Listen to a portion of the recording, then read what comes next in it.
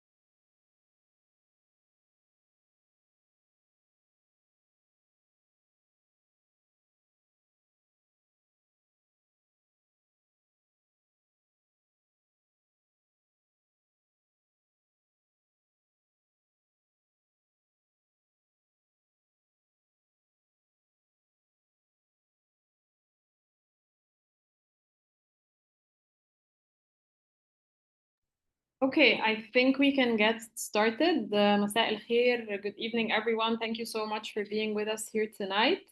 My name is Nelly Zayed. I'm with Newton Education Services, and it's my pleasure tonight to host this information session about the Yousriya Loza-Sawiris Scholarship.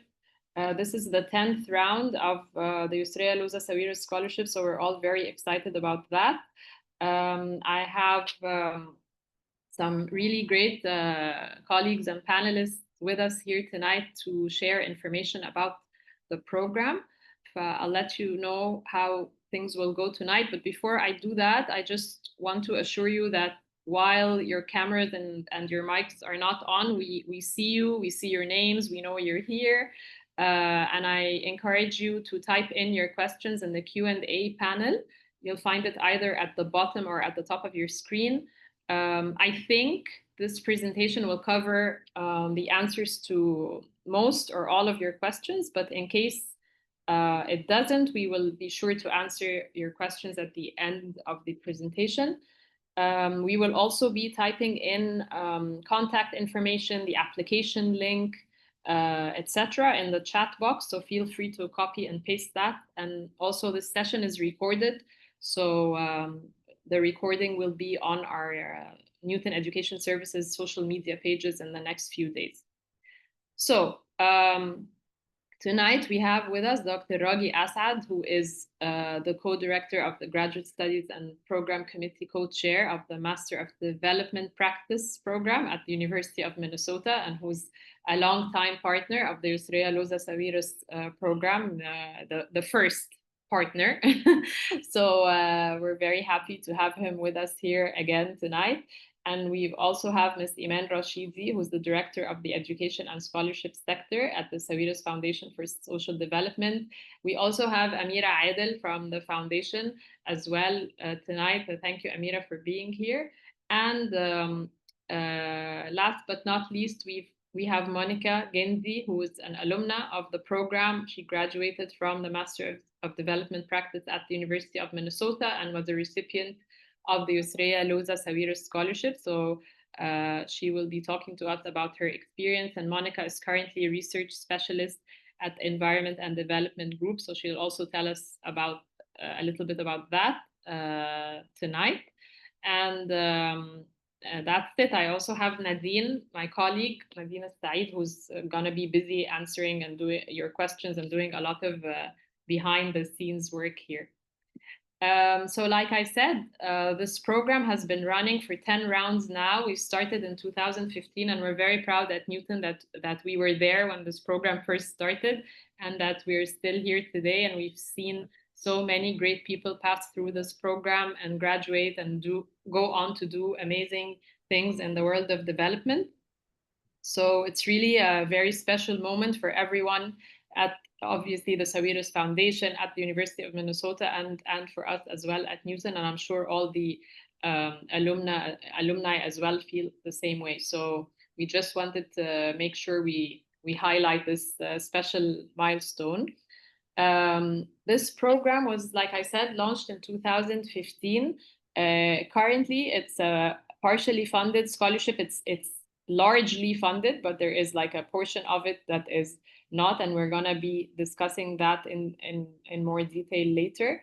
It's a partnership with the Hubert Humphrey School of Public Affairs to offer those in the development field the opportunity to enhance their skills and to get exposure and expertise that would prepare them for the development field in Egypt. The scholarship covers tuition fees for 3 out of the 4 semesters, the living expenses, travel expenses, health insurance, and a summer field experience. And usually there are 2 scholars per year who go on to receive this scholarship. As of now, we've had 15 people graduate from this program, and we currently have 2 students in Minnesota right now who just started a few weeks ago and getting settled into the program. And as we mentioned earlier, this program is administered by the team at Newton Education Services. I'll hand it over now to Dr. Raghi Asad to tell us more about where the school is positioned in the world of public affairs and development, and to tell us more about the academic side of the program. Hello, everyone. My name again is Raghi Asad. I'm a professor at the Humphrey School of Public Affairs, University of Minnesota. So I am a development and labor economist, and I work a lot on issues of human development and labor markets and employment, gender and poverty in Egypt, but also in the rest of the Arab countries. And I've been at the Humphrey School for 35 years. So I'm delighted that we've had this scholarship for the past 10 years or so. It's really been a fantastic opportunity to work with wonderful Egyptians who go back and really make a contribution to Egypt's development. So let me tell you about first, the University of Minnesota is one of the largest state universities in the US. It's a public university, very diversified with all kinds of specializations in colleges and faculties. Within it, the Humphrey School of Public Affairs is the 11th ranked school of public affairs in the United States out of 269 such schools. So it's in the top 5% of schools in the US in this field. It's a comprehensive school with specializations in global public policy, in science, technology, and environmental policy, in public and nonprofit leadership and management, and in a variety of other fields of public policy and public affairs and urban regional planning as well. It has a very high ranking in nonprofit management and in social policy, and a very renowned faculty in all of these different fields, including human rights and development and governance and global policy. Next slide, please. So the Masters of Development Practice degree is a degree that was started about 15 years ago at the Humphrey School. There was a high-level commission that was put together with the UN and the MacArthur Foundation that tried to basically think what would be necessary to train practitioners who would be effective in development. And they designed this Masters of Development Practice degree and promoted its creation in various universities around the world. So right now there are 44 universities that offer the MDP degree, and they are all part of a global association for the MDP that regularly exchange information and experiences to try and create the best possible program for training development practitioners. And the basis of the training is that a developer practitioner does not need to be a specialist in one particular field, although they can have a specialty. They need to be able to integrate across different fields of knowledge and be able to be conversant and able to work with experts in multiple fields, including management, health, education, environment, economic analysis. And so we try to expose you to each of these fields by experts in these fields and basically help you integrate across them so that you become a well-rounded development practitioners who's able to work across these areas of knowledge and practice. And there is a very important practical component to the degree, which I'll talk about soon. So, but the concern is about social justice, poverty and inequality, environmental justice, and the effects of rapid global climate change. And you can combine the degree itself, which has requirements in all of these different areas of knowledge, with a specialty. If you want to do a graduate minor in gender and development, or in public and nonprofit management, or in program evaluation, you can do that and get an additional credential in what's called the graduate minor. Next. So the program main advantages is that it's very interdisciplinary. It accepts people from a variety of disciplinary backgrounds, and it draws on this, first of all, a very rich environment within the Humphrey School that looks at all of these different specializations: global policy, leadership and management, politics and government, science, technology, and the environment, but also draws on the entire University of Minnesota. So we send you to the School of Public Health to do courses in health, to the School of the Human Development and Education to do coursework in education, and to the School of Food, Agriculture, and Natural Resources Sciences to do courses in environment and environmental sciences. So you really are taking advantage of this very diverse and rich university. So I'm happy to talk more. The next slide, please. So the degree really has these three main components. It has this interdisciplinary program in different areas of knowledge that you will get exposed to in classwork. It has a practical component which is made up of two parts: a field experience where you go as a team to a country in the global south, a developing country, usually in a region other than your own, so that you get the experiences in Africa or Asia or Latin America. And you do a project for a client as a set of consultants in the field for about 8 to 10 weeks in the field. And we kind of curate these experiences for you, so you don't have to come up with the experience yourself, but the program puts together that experience, and you get a choice among different experiences in different parts of the world. The next practical part of the degree is the capstone project, which you do in the last semester of your program, where you again work as a consultant in a team for a client to do a project that tries to help the consultant deal with a development problem or issue. And this you do while you're here at Minnesota as a set of consultants, so that you can bring together all the different pieces of knowledge and experience into doing a project, a consolidated project. So the degree has very important academic components, but also practical components to really turn you into a development professional. We understand many of you may already be development professionals, in the sense you have maybe significant experience in development, but this is really allows you to reflect about that experience and to put it within a context, a broader context, thinking about sustainable development. And I'll turn it back to Nelly.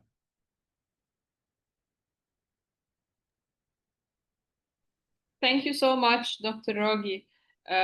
So as you've all heard, the program is very special in the way that it is delivered and in the opportunities that it provides in terms of the different tracks and specializations and focuses that you may choose to have. The eligibility criteria here are the criteria for the scholarship. Some of them are similar to what the program requires, and some of them are specific to applying to the scholarship, which is the step that happens before you apply to the program. So the Yousriya Loza-Sawiris scholarship is for Egyptian nationals who hold a bachelor's degree with good academic standing.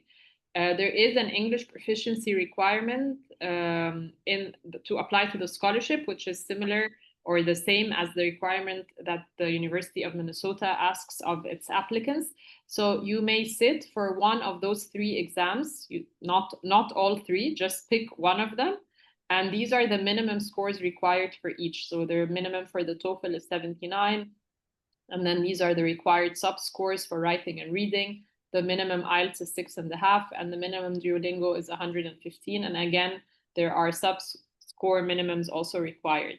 In terms of professional background, the scholarship requires that you have at least 2 years of work experience in the field of development. We're looking for individuals who have strong interpersonal skills, who have demonstrated community engagement, who've done extracurricular activities, volunteer experiences, and that sort of thing. There is a financial requirement among the eligibility criteria that I had mentioned earlier, because there is a component of the scholarship that is covered by the student, but Iman Rashidi from the Sawiris Foundation will discuss this more when she talks about the terms and conditions in a minute. But before that, this is the selection timeline. This is what we're looking at in terms of the timing. So as of now, we are a little bit over a month away from the deadline. The application deadline is October 25th. So you have from now until then to complete the scholarship application, which my colleague Nadine has shared the link in the chat box here. So feel free to copy and paste it. And of course, it's available also on our website and the Sawiris Foundation website and all the social media pages. Once we hit the deadline, that's it. And then we will be reviewing these applications, and there will be a shortlist who will go on to be interviewed. And the interviews are usually held around the second week of November. Once the scholars are selected, we then share that decision in early December and start working on the university application. So in the university application, we provide support and guidance, and we help the students to review their applications and make sure it's in the best shape possible before they submit it to the University of Minnesota. We then hear back from the university, usually February, maybe a bit earlier, depending on when they make their decisions. And then the academic year starts in late August. As I mentioned, we have currently 2 students there who started a few weeks ago in last August. So this is basically the plan and the timeline. The very important date now for you all is October 25th. You need to have everything in by that date to be considered for any of the next steps after that. In terms of how the process goes for the selection, as I said, we first review the application at Newton. It's a very competitive process because, as I mentioned earlier, there's only 2 scholars who receive the scholarships per year. So we have to really work hard on reviewing and the applications very thoroughly to make sure the right scholar receives the application in the end. So past the review phase, in the interview panel is usually comprised of experts in the field of development. And the panelists, as I mentioned earlier, they look for students who have a clear vision on what they would like to accomplish in the field of development in Egypt and how they think this program will contribute to that or will help them achieve this goal. So we're trying to find basically a good fit between, the program goals and this person's goals, and where they meet would be a very good fit for the program. These are just pictures from previous interviewing panels that we've had over the years. I'll now hand it over to Iman Rashidi from the foundation, from the Sawiris Foundation, to talk about the terms and conditions of the scholarship. Thank you, Nelly. Hi, everyone. My name is Iman Rashidi. I'm the head of the Education and Scholarship sector at Sawiris Foundation. In this part, I will walk you through some of the key conditions of the student contract that every scholar signs before starting the program.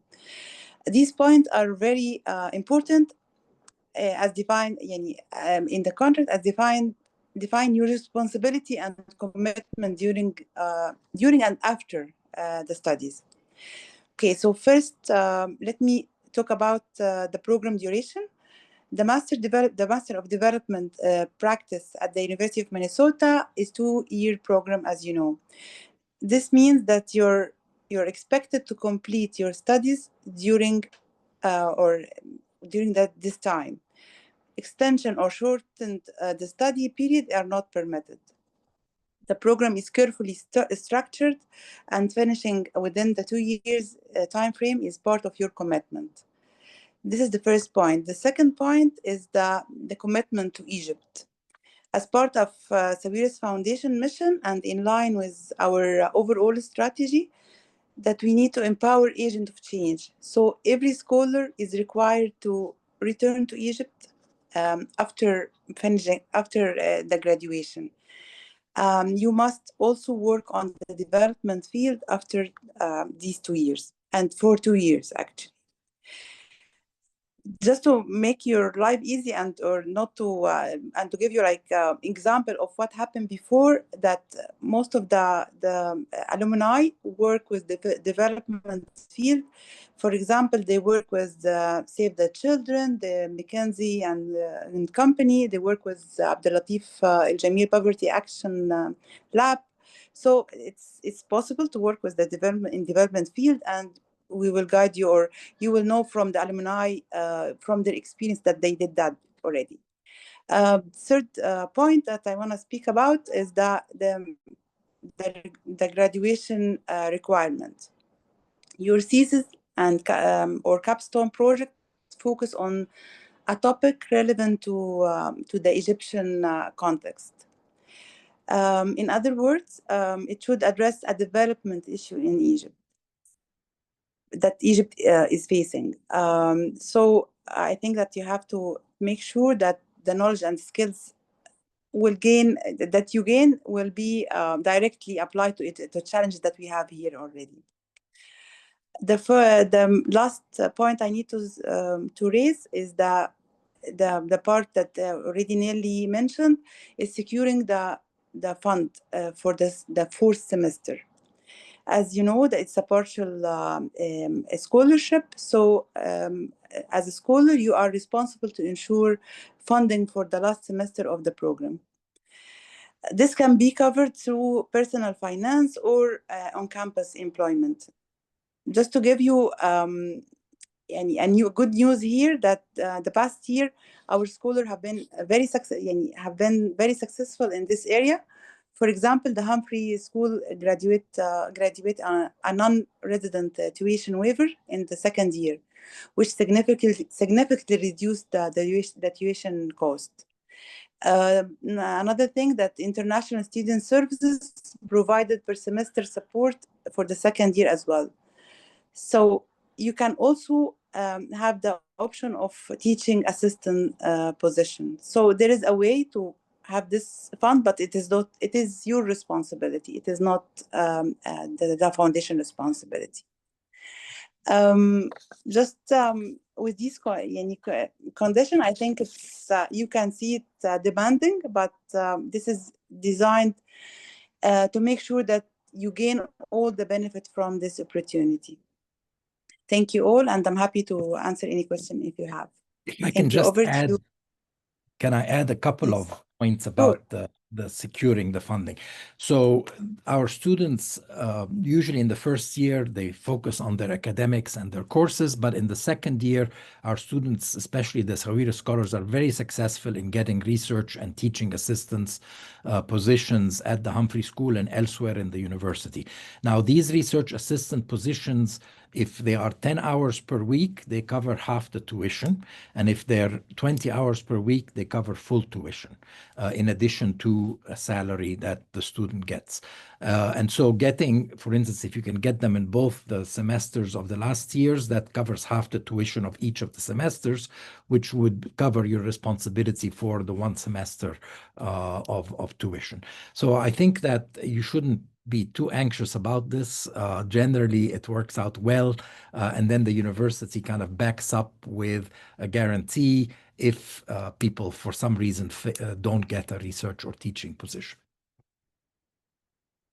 Thank you, Dr. Raghi. This is very useful. Over to you, Nelly. Thank you so much, Iman, and thank you, Dr. Raghi. I will now hand this over to Amira, who will talk to us quickly about the wonderful success stories that we've had come out of this program. Okay, hi everyone. I hope everyone is doing well. I'm very happy to have you all. Very quickly, my name is Amira. I'm a senior scholarship officer at Sawiris Foundation. Building on what Dr. Rogi and Ms. Iman have provided you regarding the program content and the terms and conditions for all our scholars, we thought it would be important for us to walk you through our alumni and what they have reached with their career paths. This will showcase and give you some ideas on how the development masters is applicable or can be used in real life practice. So we can start with, for example, we have Naira Al-Husseini. She's an alumni of 2019, and she works in the development field in JPAL, which is a very, very important data analysis and research institute.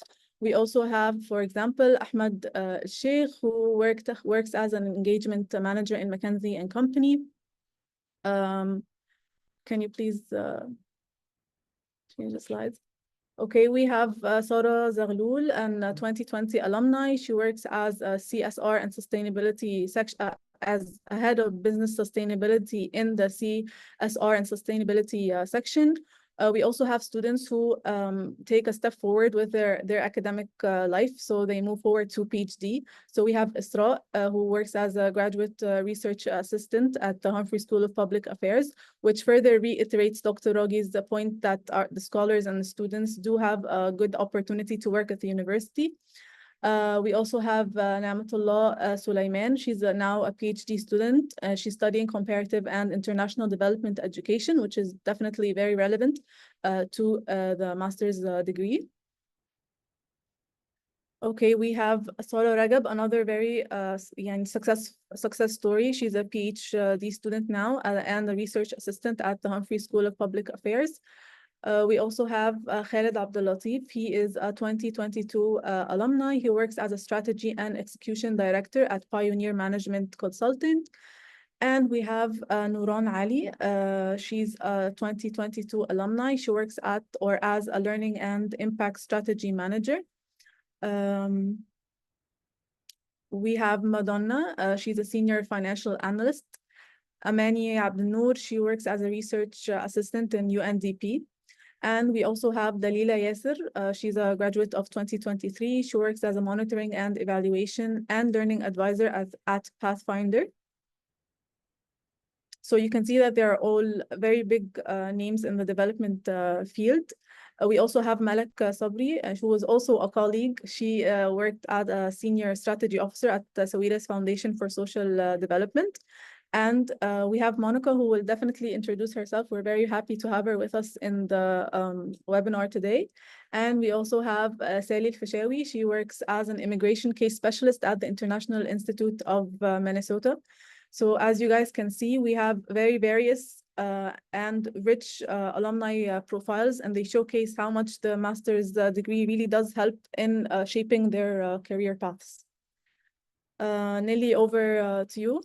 Thank you so much, Amira. This was great. You did a great job of summarizing these wonderful expertise that we now have coming out of the program. So thank you so much. As Amira mentioned, we're really delighted to have Monica Genzi with us here at the webinar tonight as a representative of the alumni of the program. Monica is a research specialist at Environment and Development Group, and she's here tonight to share her experiences both as, or not more than two experiences, as an applicant, as a student at the program, and now as an alum. Thank you so much, Monica, for being here with us. Thank you so much, Nelly. Hi, everyone. Happy to be here with you today. Again, my name is Monica. I'm a graduate from the MDP program. I just graduated this May and would love to share a bit more about my experience as well as some tips to help you out through the journey. I mean, starting with my experience, I would say like the thing I love the most about the program and the Humphrey School in general is that it engages with students on all levels. It's not just academia, it's like academia, professional work, as well as an amazing social environment. I mean, academically, as Dr. Raghi highlighted, the program is like super diverse, super interdisciplinary, which would allow you to pursue your own interests and goals that you would come into the program with, but it also allows you to explore a whole new horizon of different topics. I mean, if you were a generalist like me when I first came into the program, it helped me really narrow down my focus.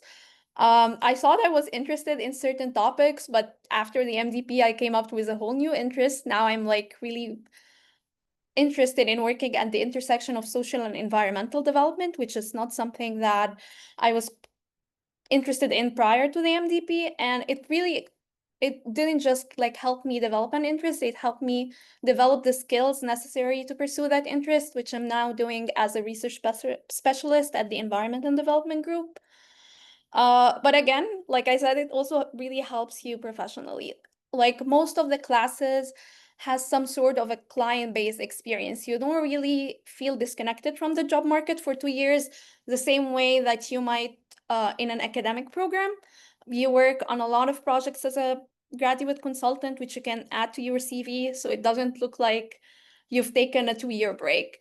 And again, you also get to work as a research assistant or as a teaching assistant. I did both in my second year. Like Raghi highlighted, the first year can be a little bit tricky. You might want to focus more on your academia, but the second year, you get more like you're more in tune with what's happening, so you're more able to kind of dedicate some time for work. And both experiences were valuable. Like working as a research assistant was great. I got to work on a really interesting project with community clients. You get to really experience working with different people, different groups, different cultures. So it's overall a valuable experience. But I think like the most important one of all is the summer field experience. I got to do mine in Uganda. I worked with an NGO that worked on health and environment topics. And I think like that was not just a valuable experience professionally, but also personally. You get an immersive like 2 months experience in a whole different culture. You're not on your own, but you're kind of on your own. So you really get to experience the full thing. And I think like whoever gets to go through the program, we really value this experience. And I think lastly would be like I said, it's not all just work in academia. There is an amazing social setting at the Humphrey School. There are a ton of student organizations, both at the university and at the Humphrey level, including an international student association that I was part of for both years. We do a lot of events. Some of them are social events. So like you can see in the pictures, we had like a World Culture Day. We did a Thanksgiving event. But we also do a lot of professional events that help students, like students supporting students. So yeah, I think like overall the experience is really, really valuable and super interesting. It equips you on so many different levels to pursue your interests and goals in the future. And I think like I would end my talk with just kind of like some tips for you in pursuing your application. I'd say I think like the most important thing is invest time in your personal statement. It's not something to write the day before, but also don't overthink it. Like you can read it and reread it, and at some point just all blurs. So don't do that. It also always helps to have someone review it. So have a friend or a colleague just kind of take a look. A set of fresh eyes would never hurt. For the next step forward, if you make it to the interview, I think like one thing I would say is like be confident and be genuine. We always try to rehearse for interviews, but just don't overthink it. Like give genuine answers as much as you can. And finally, I think like that's a very like a forward step in the future if you make it into the program, but it's just kind of on the line of finding work at the university in case like the financial burden is a concern. I would say like the one like I think both Nelly, Man, and Raghi have all highlighted that you're being backed up, but I think like for you personally, just be vocal about your interests. You'll meet with faculty, people from different research centers, so just share. Don't be afraid to share that you're interested in something. Maybe you do it in like the first year of the first semester, and then next year someone remembers, oh, you're interested in that, and they would reach out. So just share with people, and interact and engage. And happy to answer any questions. Thank you so much, Monica. It's really a delight to see you now after you've gone through the program and to listen to your thoughts and memories about your experience there, because I remember you very well at the interview, and I remember working together on the application. So it's really cool to see you now achieve all of that. This brings us to questions and answers. I know that Nadine has already responded to some questions, but please, if you have any other questions, feel free to type them in here. Again, the information on the link to the application and the requirements and the contact number and all of that and the email are in the chat box. Feel free to copy and paste that. The session is recorded, so we also, if you know someone who wanted to be here tonight and missed the session, they can still get the information in a few days. We will also be posting about a couple of other sessions that we will have, both face-to-face and virtually. So you're welcome to share that information also with others. We have a question here from Shireen Ghali. If someone has already a postgraduate degree, can he or she apply? Iman, I don't know, or Amira, if you want to answer that question, but in general, everyone is welcome to apply, but obviously, I think in general, priority would be given to someone who does not already have a postgraduate degree. Would you agree, Amira, or did you want to say something? Yes, I just want to confirm what you're saying, and it is open for everyone, but preference and priority would be given to those who have not yet had the opportunity to pursue a postgraduate degree. Okay, thank you. And we have a question from SH. As a medical doctor, my background is mainly in healthcare, where I contribute to development-oriented work through service improvement and community health awareness, though not within formal projects or volunteer initiatives. How do the admission criteria evaluate candidates from medical backgrounds seeking to transition into broader development work? That's a great question, and we've had a medical doctor in the program before. I believe Ahmed Sheikh, and he focused on the healthcare kind of angle to development. So I would say that you are welcome to apply. It's all about how you explain to us your experience and tell us your story in the personal statement and in your essay. And the committee reviewing the applications will look at that and see if that would be sufficient to take you to the next step in the process. I hope that answers your question. Mona Mamdouh is asking for a re-explanation of the part on the tuition. Amira, would you like to respond to that on the fourth semester tuition? I think that's what Mona's question is about. Thank you, Mona, for your question. To make it clearer, so the program duration is 2 years. So if we kind of divide it, we'll see that it is a total of 4 semesters. The foundation covers 3 out of the 4 semesters. The final semester is the responsibility of the scholar. So he or she is expected to secure the funds for the last semester through the options that were mentioned in the presentation. So either by seeking a graduate research position at the university or approaching the different departments within the university that we discussed, like the International Student Services, to fund or cover the remaining amount. So if I can add to that, so Amira, if for instance they get a research assistantship that cover half the tuition in both the 3rd and 4th semester, you can cover the second half in the 3rd and 4th, correctly? Yes, exactly. Yeah. Yes.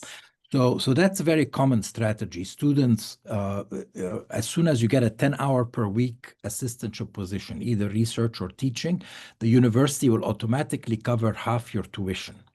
And so the program will cover the second half if you get that for the third and fourth semester.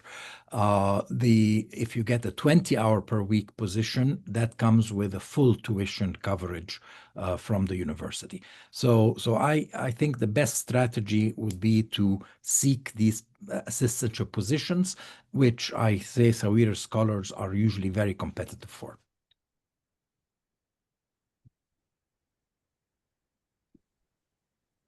Great. Any other questions at this point?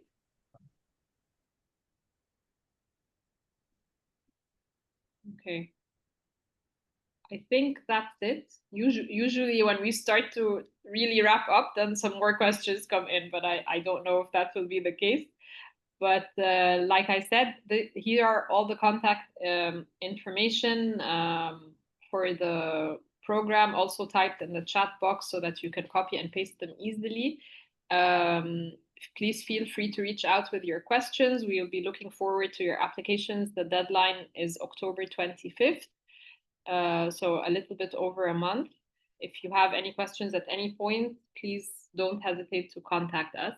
I want to thank everyone here tonight, Dr. Raghi Asad, Iman Rashidi, Amira Adel, of course, Monica Gindi, and I also want to thank my colleague Nadine Said, who's was behind the scenes hero tonight.